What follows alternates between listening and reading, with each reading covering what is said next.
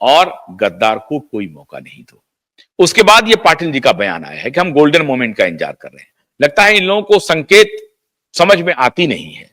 केंद्रीय गृह मंत्री ने साफ साफ संकेत दे दिया है कि शिवसेना उद्धव गुट से कोई बातचीत नहीं होगी, कोई मिलने जुलने का बात नहीं होगा।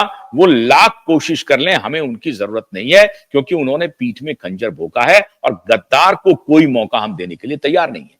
लेकिन स्थानीय नेता हॉबनॉबिंग करते रहते हैं, उनके पर्सनल जो रिलेशन है उसकी वजह से। देवेंद्र फडणवीस एक बहुत ही चतुर शातिर पॉलिटिशियन है और वो इतनी आसानी से कोई लूप देते नहीं है। तो उन्होंने एक लूप दे दिया है हल्का सा कि नहीं, हमारा तो आपके साथ गुडी गुडी रिलेशन है, आपने तो हमें कहा था कि तुम रहोगे हम रहेंगे, लेकिन हमने आपके खिलाफ कोई उस तरह की टिप्पणी नहीं की थी और हम आपके खिलाफ कोई वेंडेटा पॉलिटिक्स नहीं करना चाहते हैं। इधर सीबीआई एक्टिव है, उधर एसआईटी एक्टिव है, कोर्ट में हियरिंग शुरू हो गई है। तो देवेंद्र फडणवीस बड़ी आसानी से पल्ला झाड़ करके इस पूरे प्रकरण को अदालत और जांच एजेंसी पर फेंक दिया है। उनका कहना है कि यह मामला अदालत का है, यह मामला जांच एजेंसी का है। भारतीय जनता पार्टी अपने तरफ से कोई पॉलिटिकल वेंडेटा निकाल रही है, यह आरोप बिल्कुल निराधार है, गलत है, हमारे ऊपर नहीं लगा सकते हैं।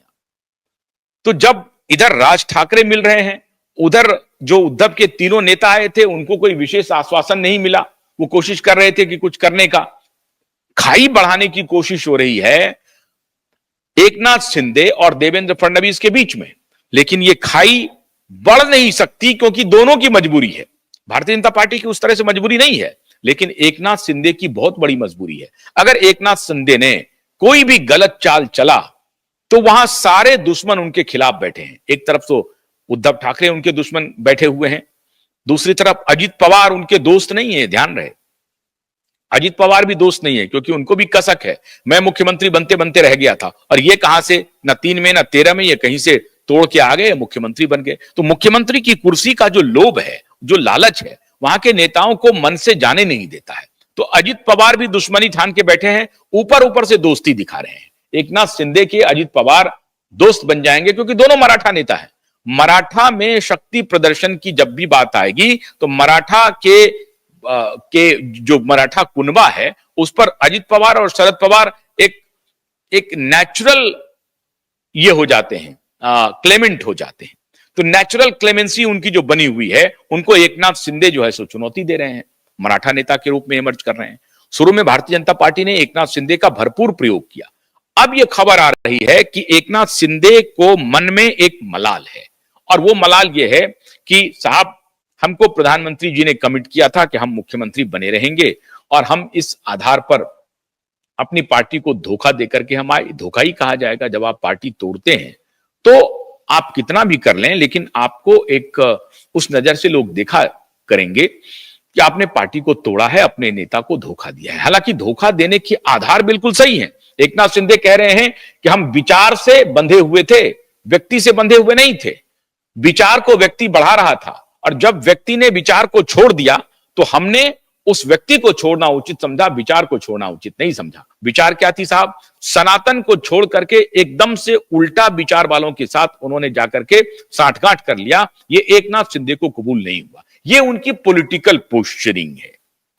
ऐसा वो राजनीतिक बयान के रूप में दे रहे हैं कि हमने विचारों से समझौता नहीं किया, हमारे नेता ने विचारों से समझौता करके बिल्कुल विपरीत विचारधारा वाली पार्टियों के साथ जाकर के बैठ गए। ये हमें कबूल नहीं था और जब से वो उनके साथ गए तब से मेरे मन में जो है अकुलाहट थी और मैं उस बेचैनी को ठीक से कोप अप नहीं कर पा रहा था, उस बेचैनी को खत्म नहीं कर पा रहा था। और ये मेरी बेचैनी थी, इसलिए मैं लाइक माइंडेड, अपनी विचार से मिलता हुआ जो कुछ भी विचार वाली पार्टी थी, मैंने उनके साथ संबंध बनाना बेहतर समझा और इसीलिए भारतीय जनता पार्टी के साथ हमने गठबंधन किया। अब बदले में भारतीय जनता पार्टी ने हमें अवार्ड दिया क्योंकि हमने विचारधारा को नहीं छोड़ा। ये एकनाथ शिंदे का पॉलिटिकल स्टेटमेंट है।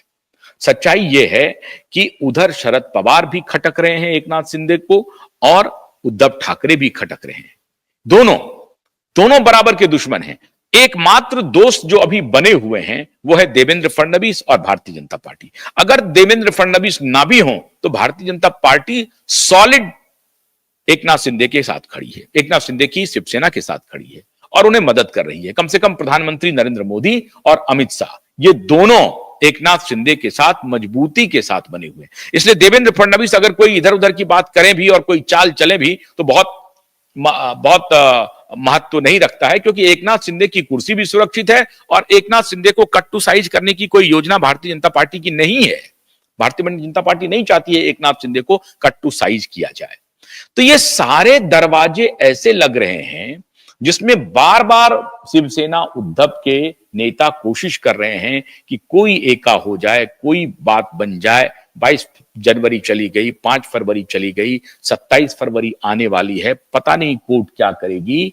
ऐसी परिस्थिति में अब जो अलग थलग पड़े हुए हैं, हर दरवाजा वो खटखटा चुके हैं, बात नहीं बन रही है, तो अब एक दरवाजा की तलाश है और वो दरवाजा है भारत से बाहर जाने का दरवाजा।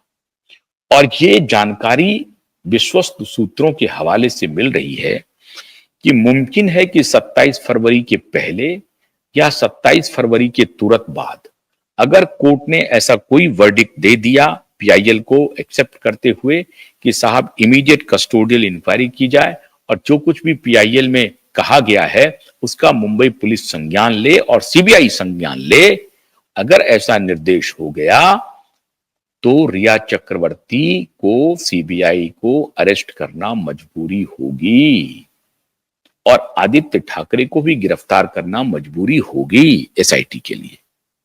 तो ये 27 फरवरी का जो भूत है ना, इधर हलकों में कोहराम मचा दिया है। इसलिए ये सारे राजनीतिक तिकड़म किए जा रहे हैं। कई बार ये अपनी हर लड़ाई में ये अपमानित हो रहे हैं, हर बार ये अपमानित हो रहे हैं, बार बार कोशिश कर रहे हैं। बीच में गुलदस्ता देकर के फोटो खिंचाने के साथ कोशिश किया नागपुर में, फिर बेटा यहां पर मुंबई में आकर के मिलने के लिए चले गए कुछ और कहानी लेकर के।